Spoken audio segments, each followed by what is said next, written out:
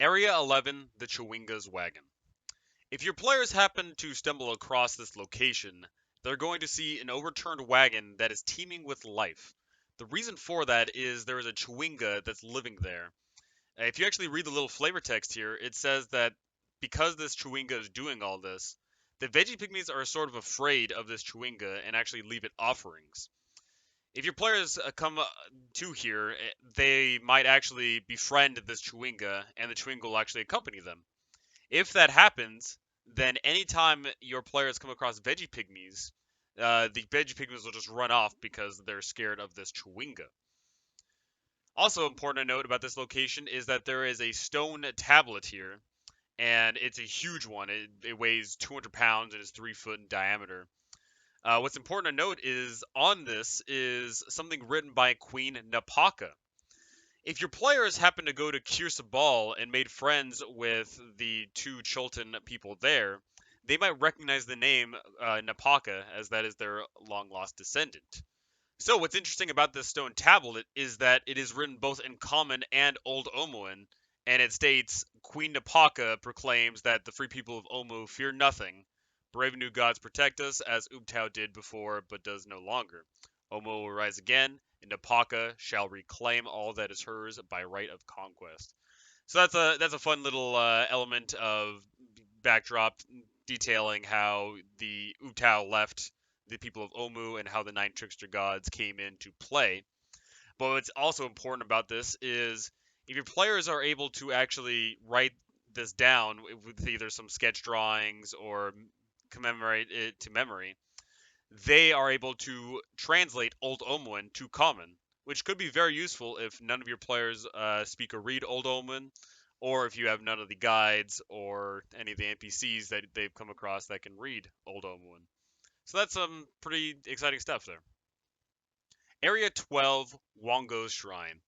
Wongo is the Sioux monkey of the nine trickster gods, and his little area is also very trickstery. It's a fun little puzzle, which involves your players going in there and figuring out who is Wongo's friend, and if they succeed, they're rewarded, but if they fail, then some of the players could possibly get punished and polymorphed. So let's dive right into this, shall we? Area 12A is a bunch of cracked obelisk, and it states that when your players walk across the threshold, they'll hear the cacophony of screaming monkeys. This might be reminiscent to Ataz Muhahaha, but these shrieks are harmless, and once your players step away from it, the shrieks stop. Area B is where your players are going to find a statue of a Sioux monkey with hands and feet out. What's interesting about this area is that splayed around the walls are four masks depicting different animals: one of a lion, one of a zebra, one of a boar, and one of a vulture. So when your players arrive here, they're not actually going to be able to find the puzzle cube. They need to solve the puzzle in order to do it. So what is the puzzle? When your players arrive, they're going to see that statue, and at the base of it is written, Wongo's friend knows where to pour the water. So this is a clue as to where you're going to pour the water in. He has four hands, and there is four masks.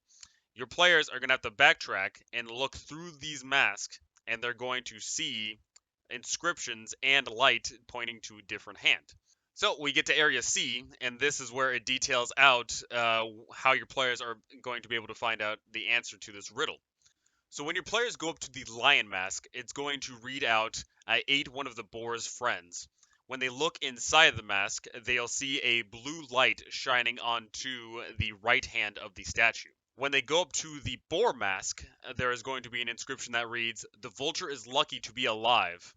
And if they look through the mask, they'll see that the blue light is shining onto the left foot. Written above the zebra mask, it says, my only friend starved to death. They'll see that the ray of light is shining in the right foot of the statue. And when your players go up to the vulture mask, it'll read out, one of the others has no friends. So with these four sentences, if they are willing to do a little bit of brain power, they are able to suss out which one is the correct one. It is the vulture.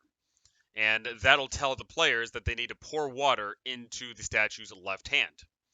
So, what happens if they don't? What happens if they pour the water in the wrong hands? If they do so, the water will fizzle out and actually become steam methods, which will immediately attack the party. So when you take a look at it, it states that 1d3 steam methods are spawned when water is poured into one of the wrong hands or feet, but the statue can only create up to 6 steam methods in a day. If you get any higher level party, which they should be at this point, these steam methods aren't going to be an issue. They're not going to be draining on resources, they're not going to do too much HP damage. So if your players are more of a headstrong group, that's not that big of a deal, really. They could just through trial and error eventually get it. I think that if you want a bit more of a challenge with this puzzle, I would recommend bumping up how many steam methods can be spawned in a single go, as well as bumping up the arbitrary number of how many steam methods can actually be spawned in a day. Possibly up to 1d6 steam methods get spawned, or maybe even more, and then just don't put any cap on how many steam methods can be spawned. If they want to go at this puzzle, just headlong, then let them have it. So what happens once they finally get this puzzle right? When they pour the water into the hand, the person that put the water in the hand is going to hear a disembodied voice say to them, "Take the prize and curse your friends, or fight my children to claim it. What is your choice?" What this means is if your players take the puzzle cube out of the hand, then a curse is placed. Anybody who looked through the mask within the past hour must immediately make a DC 15 Constitution saving throw or be polymorphed into whatever creature they looked through. This is not just any typical polymorph, though. This doesn't last a single hour. This lasts 24 hours. If your players are a bit more on the more gamey and knowledgeable side, they'll be able to know that they could just theoretically beat up whoever it is until they revert back to their normal form, no problem. But if your players aren't thinking like that, then transforming into an animal for a full 24 hours is a pretty significant deal considering that they are in the city. So very dangerous things could happen because they are either a lion, a boar, a zebra, or a vulture. So what happens if your players don't immediately pick up the puzzle cube? What happens is the portcullises slam down, and clinging to the statue, 4 Sue monsters appear. These Sue monsters are going to do their normal Sue monster tactics of unleashing a psychic blast and then trying to claw at whoever is nearby. All in all, this is a pretty fun puzzle, which can be tackled in a variety of ways, whether just headlong, pouring water everywhere, or done smart but possibly facing further consequences. Not much more to be said about it other than it's a great little shrine. Area 13, the Amphitheater. So the Amphitheater is tucked away in the top corner of Omu, and this is very good because if your players go here, they could find themselves way over their heads.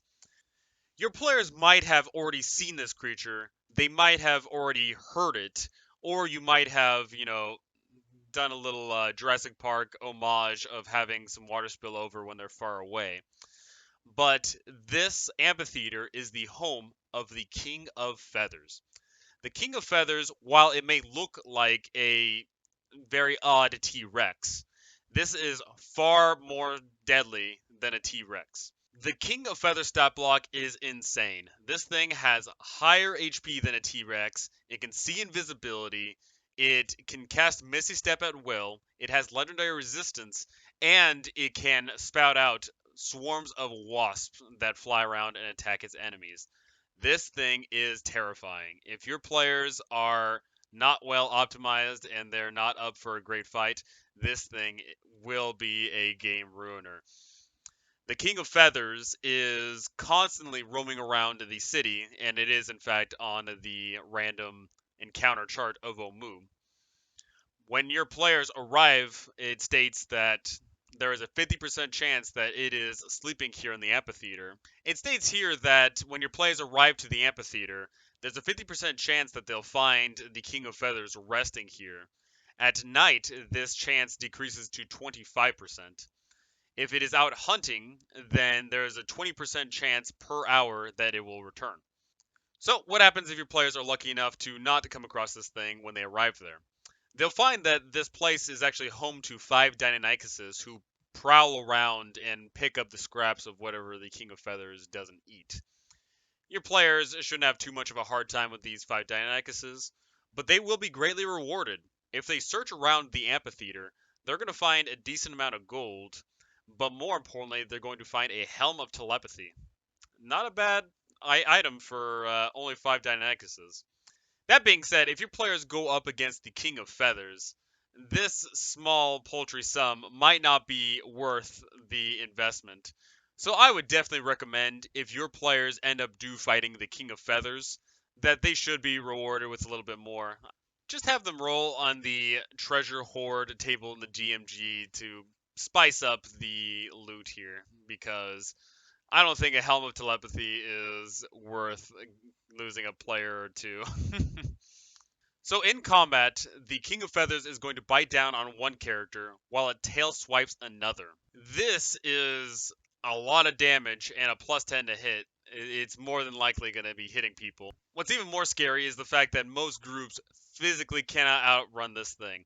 It has a 50 movement speed flat out, but more importantly, as a bonus action on every single one of its turns, it can be moving an additional 30 feet forward, and also theoretically appearing around corners or in front of the party. If your players are going to attempt to run, you should probably set up a chase rule mechanic, or tell them that they should be smart and try and hide in a nearby ruin. Another thing to know about the King of Feathers is everybody in Omu knows about the King of Feathers. How can they miss a ginormous T-Rex that's stomping around the place? Everyone's afraid of this thing, though. No one wants to deal with it. So if you want more group interactivity with the other factions roaming around the city, maybe you could have a scenario where the King of Feathers is munching on some other members of a faction, and your players rush up to their defense or possibly witness the carnage. Area 14, Tomb of the Nine Gods. The Tomb of the Nine Gods is located in the north of the city, and it is marked by a black obelisk that stands in front of it. I'm not really going to go into much of it here because it is the entirety of Chapter 5, which we will be getting to fairly soon. Needless to say, though, if your players arrive here and they do not have the puzzle cubes, they are not going to make any forward progress at all. Area 15, the Ruined Bazaar. The Ruined Bazaar, as the name implies, is completely wrecked, but it is home to a tribe of kobolds. These kobolds are here in the city on Acerak's request. Acerak has these kobolds moving to all the shrines and redoing all the traps that have been set off by would-be adventurers. So how does Acerak get these kobolds to do his bidding? Well, he approached Kakarol, the kobold sorcerer, the leader of this tribe, and he promised him a vast amount of wealth, but also more importantly, he promised this kobold that he would transform him into a red dragon. At this stage in the game, kobolds are not any sort of threat at all to players of higher level, so you shouldn't even run these as combat encounters. They should be more role-playing or dealing with the traps that the kobolds have laid out here. So how does your player interact with these kobolds? Well, they could just go in and slaughter them, as murder hobos do. Or they might interact with these kobolds and actually glean some information from them. These kobolds are spying on all the other factions in the city, as well as resetting all these traps. So your players might be able to find out some key information on some of the other factions, as well as finding out, what traps have been set off recently. If your players feel like taking this hard-earned gold from those kobolds is the right thing to do, then they're actually in luck because there is a decent amount of gold here and a potion of greater healing. Area 16, Papazotls Shrine. Papazotls Shrine is unique in that there is no combat encounter inside of the place. However, there is theoretically a combat encounter outside. Located around are 4 hungry crocodiles and a giant crocodile in the back. What's also interesting to note is this area is completely flooded in muddy water. What's nice about Area A of this shrine is there is a sentence that can potentially help your players in the Tomb of the Nine Gods later. It says, Papazotl teaches us to bow before no one, which we'll get into in Papazotl's tomb. It simply states that if your players engage in a fight with the crocodiles out front, that 2 rounds later the giant crocodile will hop in. So after fighting their way through the crocodiles, they'll arrive in Area B, which is a mosaic floor. This mosaic essentially depicts the fight between Papazotl and Kabuzan. Here they'll be able to piece more of the old tale together that Papazotl and Kabuzan fought with. Area C is the true part of this puzzle. When they walk in, they'll be able to see the puzzle cube on a dais, which is currently locked. But also important to note is when they look around, they see humans, but with the heads of a lizard, jaguar, lobster, toucan, bat, and frog. Written into the base of the pedestal, they will be able to see this riddle. Comes with sunshine, leaves with night. Hides in darkness, does not bite. Always joined to its caster, never strays from its master. If your players are savvy enough, they will realize that the answer to this riddle is a shadow. They might try some things as making shadows of themselves appear on this dais. They might be making shadows of each other, making shadows, whatever the case may be. The real magic begins when they hold a light source up to the bat and its shadow reveals an illusory wall. So as you're looking here on this map, you can see that it's clear as day, it's right there. Whether you're playing online or in person, you are going to have to cover up that hole somehow as to not give away what this riddle is all about. So when your players reveal the illusory wall, make their way through this crawl space, and find themselves in this hidden room, they're going to see a strange grid is etched into the far wall. What is this grid? Well, you actually get a handout of it. So what is this puzzle key? Your players are probably not going to know off the top of their heads. They're just going to see this and try touching things. They might be looking around for more things. They might be casting shadows on other things. More often than not, most groups are going to take a decent amount of time without help uncovering how to solve this puzzle. In reality, the answer to this riddle is fairly simple. All they need to do is take the words from the puzzle and write them out with no spaces.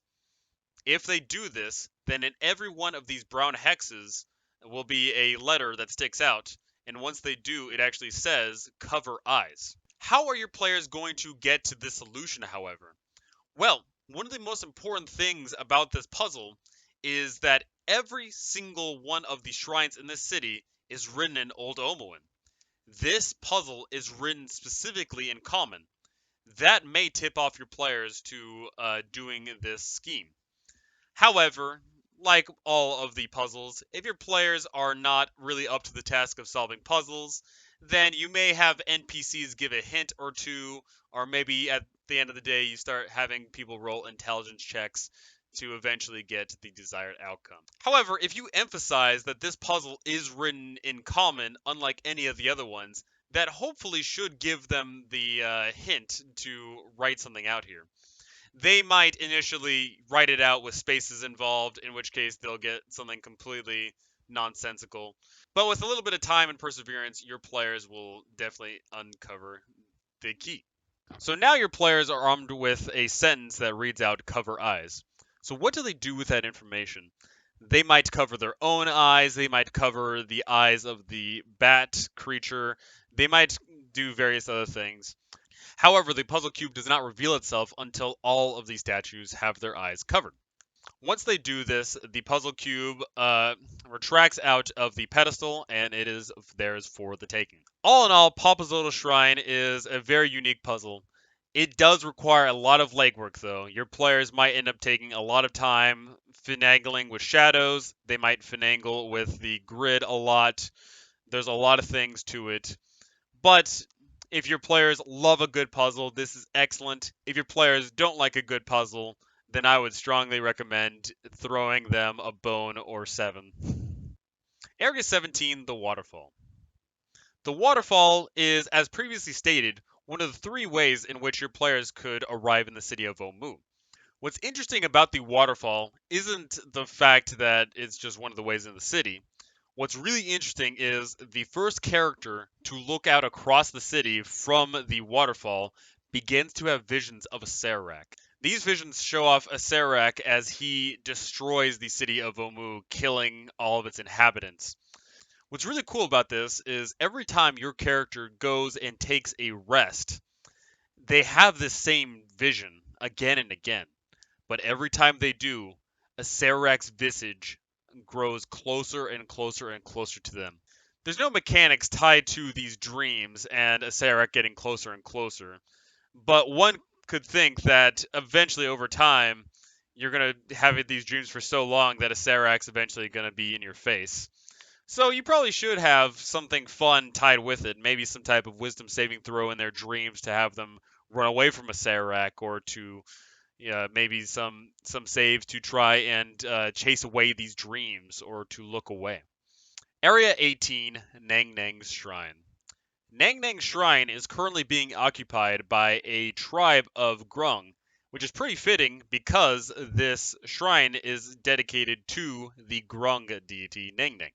The first time your players arrive here, they will actually be met with arrows, as arrows are going to splash down in front of them, as if to ward them away. What's cool about this area is if your players saved the Grung from the Veggie Pygmy at the Great Rift, they can return him here. The leader of this tribe is Chief Yorb, and it implies that this guy really has a lot of kids, considering that you save his 180th son. When you actually tell him of the missing son, he doesn't even know that he's missing because presumably there's hundreds and upon hundreds of Grung in this tribe. So if your players either get through this with shotgun diplomacy or, through friendship, they can eventually make their way into the shrine itself. So your players walk into the shrine in Area B, the Chamber of Greed. They're going to look around and they're going to see there's a ton of gold lying around here. Gold, jewelry, gems, artworks, whole bunch of things.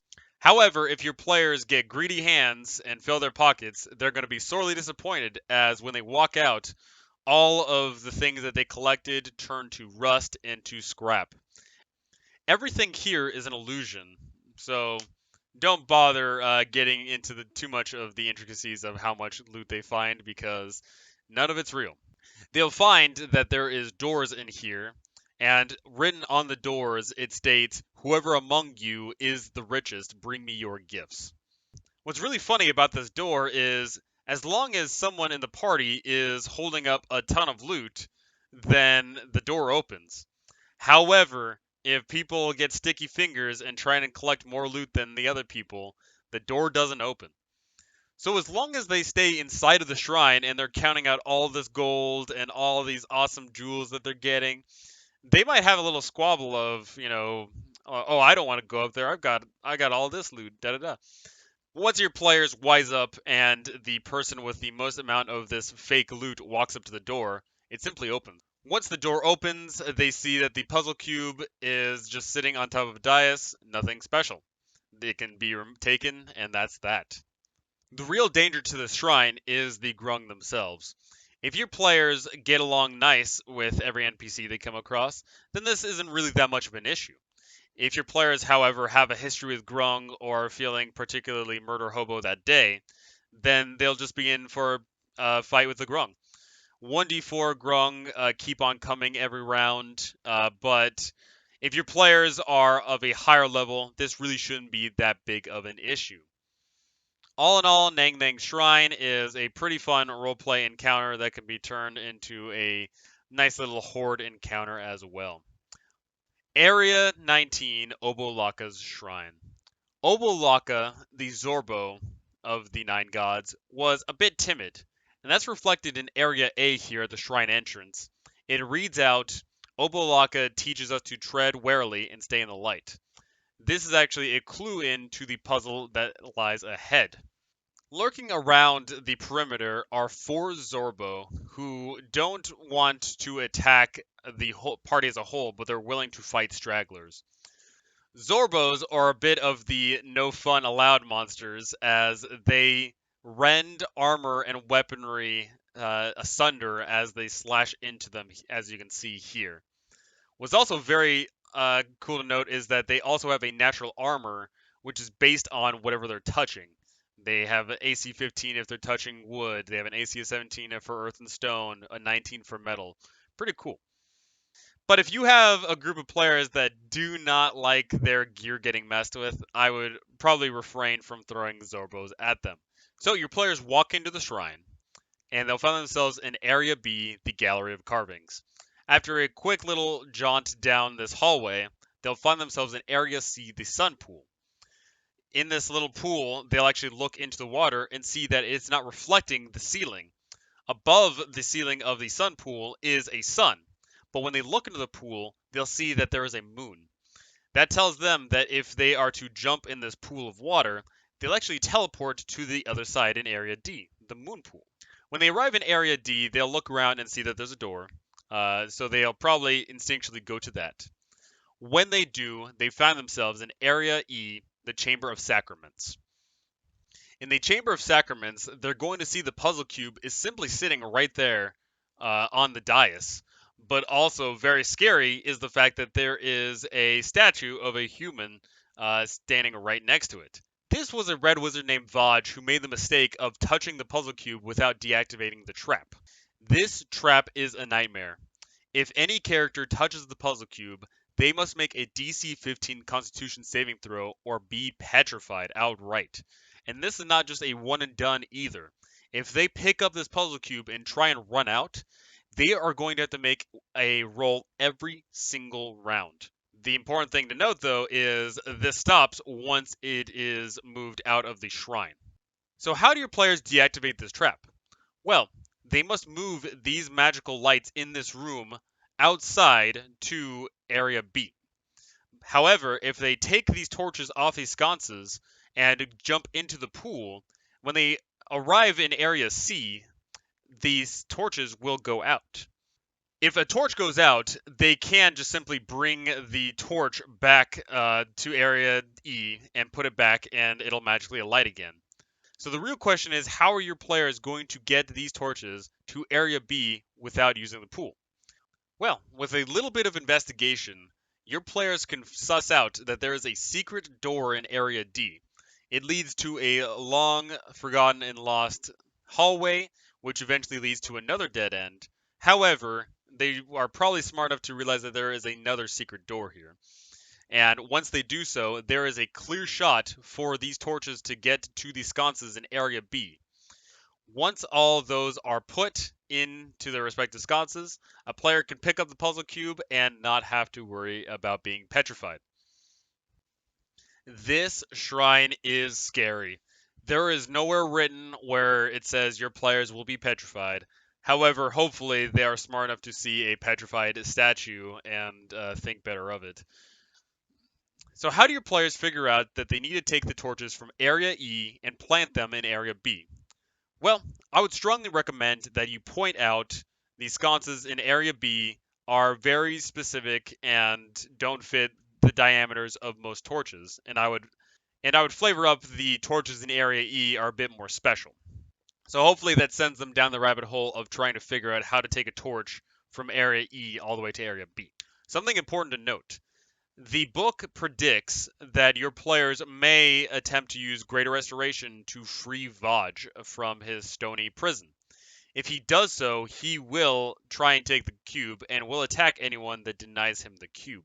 If your players defeat him, they will be thoroughly rewarded with an immovable rod, which will undoubtedly be useful in the Tomb of the Nine Gods. So this puzzle is pretty fun for a group that loves puzzles. However, if your group is a bit more headlong, then this is terrifying, as realistically, some groups that are just going to try and muscle this thing out of here are practically going to get petrified. There is some workarounds to getting this puzzle cube out of the shrine without solving the puzzle. They may have someone grab the puzzle cube and teleport outside. They may have a daisy chain set up where they keep handing the puzzle cube to the next person. They may have the monk grab it and have him run out.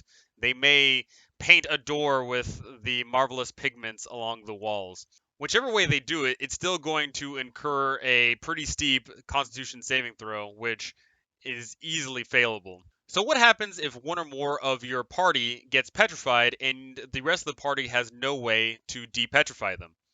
This is where the politics of this game come into play. I would strongly recommend that if someone gets petrified, that the Red Wizards show up and bargain with the party to undo it if they're willing to help them out and go into the Tomb of the Nine Gods with them, or retrieve the rest of the puzzle cubes for them. Another idea is Yuan-Ti come around and scoop up any petrified characters and bring them back to the Fane of the Night Serpent. This could prompt the remaining characters to barter with the Yuan-Ti of the Fane itself, which could present a lot of roleplay encounters. When all said and done, Obolakas Shrine seems fairly simple on paper, but it is the most punishing of all of these shrines. From our perspective, this puzzle seems relatively simple, but from their perspective, that might not be the case, as they can't see that secret tunnel. So keep that in mind if your players are getting frustrated with this terrifying shrine. Area 20, the Royal Palace. The Royal Palace was at one time a most resplendent and glorious place, but is now ruinous and partially waterlogged. When the Yuan-Ti made their exodus from Hisari and set up in Omu, they set up specifically underneath the palace. So the palace is the Yuan-Ti's playground. This is their area which they have staked out, and this is made evident by the fact that a bunch of snakes will be seen slithering around. Some of them are, in fact, real snakes. However, a lot of them will, in fact, be shape-shifted Yuan-Ti that are using their snake form as a disguise. If your players are sleuthy enough, they can actually find not one, but two entrances into the Fane of the Night Serpent, all of which is covered in Chapter 4. The first entrance is the main entrance, which is a lot more noticeable and more likely the area where most people will arrive. However, if they are lucky enough, they can find a way into the back entrance of the Fane, which is a little less guarded. Everything about the Fane of the Night Serpent will be covered in the Chapter 4 overview. My closing thoughts for Chapter 3 Omu is that this chapter is amazing. It has a lot going for it, lots of NPCs, lots of rollable tables, lots of awesome set piece encounters, puzzles, and places to go. So, how do you run this chapter? Well, it really comes down to what your players enjoy. If they love combat, there is plenty of combat to be found here. If they love exploration, let them have at it. And if they love roleplay, then get those factions in there so that they can get the nice little political intrigue of what factions are interacting with what. The theme of this chapter is that they need to collect the 9 puzzle cubes in order to get into the Tomb of the 9 Gods to go and finally destroy the Soulmonger. But do they get these 9 puzzle cubes on their own? Do the Red Wizards get to them first? Do the Yuan-Ti get to them first? That is left entirely up to you. There is a 4th chapter in this book, chapter 4, all about the Fane of the Night Serpent, which goes into great detail about the Yuan-Ti of the city, as well as a epic dungeon there. That being said, that is entirely optional. If you want your players to skip right past all of that, they can just collect all the puzzle cubes and head straight into the Tomb of the 9 Gods. But if you want a bit more fleshed out with the Yuan-Ti, if your players want to get revenge on the Yuan-Ti, or if you want to squeeze in some last second XP, it is a great addition to the campaign. That being said, it is purely optional. The book recommends that as your group is getting some of the puzzle cubes, other puzzle cubes are getting taken by the Red Wizards. And even more so, once enough puzzle cubes are taken, the Yuan-Ti take the rest and force the group into going into the Fane of the Night Serpent. I highly recommend that you take a look over Chapter 4 to see if you actually want to run Chapter 4 or not. That being said, even without having to run Chapter 4, you can still have the Yuan-Ti be an epic presence in the city and have them doing ambushes or possibly stealing cubes and running around the city, forcing your players to go find them. That can lead to some awesome stuff. Your players are their own masters, and they can really decide if they want to interact with some of the factions to get them involved in fighting some of the other factions, or maybe getting them to pit off against each other and watching from the sidelines. Another important thing to note is that this is the end before they get into the Tomb of the 9 Gods. Once they get into the Tomb of the Nine Gods, there is no more outside influence. There is no more people coming in or out. This is the last time your players will be above surface. So if you have any last minute resolutions you want to throw at the party, this is the time to do it. Did they piss off the Flaming Fist and led them to this city? Are the Zentarum on their tail? Does the party have Artisimber and Frost Giants found their way into the city? So many things can be thrown into the city. This city is already a ticking time bomb, and adding even more fuel to the fire could certainly lead to awesome encounters. I personally have had Frost Giants and Flaming Fist and Zentarum all converge on the city at once, and there's just factions and factions galore. Whichever way you present Omu to the players, make it feel real. Make it either feel ruinous, make it feel populated, make it feel combative, make it feel mysterious, make it feel awesome. This place will certainly be a great reminder for your players of awesome combat encounters, awesome role playing encounters, awesome puzzles, and overcoming adversity, and finally making their way either into the Fane of the Night Serpent or into the Tomb of the Nine Gods itself. I want to hear your awesome stories. I want to hear about the players that do awesomely, get all the 9 puzzle cubes, and dive straight into the Tomb of the Nine Gods. I want to hear the stories of the groups that fail horribly and have to work with the Red Wizards and possibly combat the Yuan-Ti. I want to hear all the awesome interactions between all the factions and all the friends and foes your players have made along the way in this campaign, all culminating here. Regardless of however you took your spin on this, this is near to the end of the campaign, and it is certainly a great build up for it. Look out for my next coming video about Chapter 4, Fane of the Night Serpent, where I dive into the juicy details of Raz and C, Fenthaza, and the rest of the Yuan-Ti, and all of the political machinations going on there, as well as the possible Yuan-Tiification of some of your parties. Thank you all for watching, and goodbye.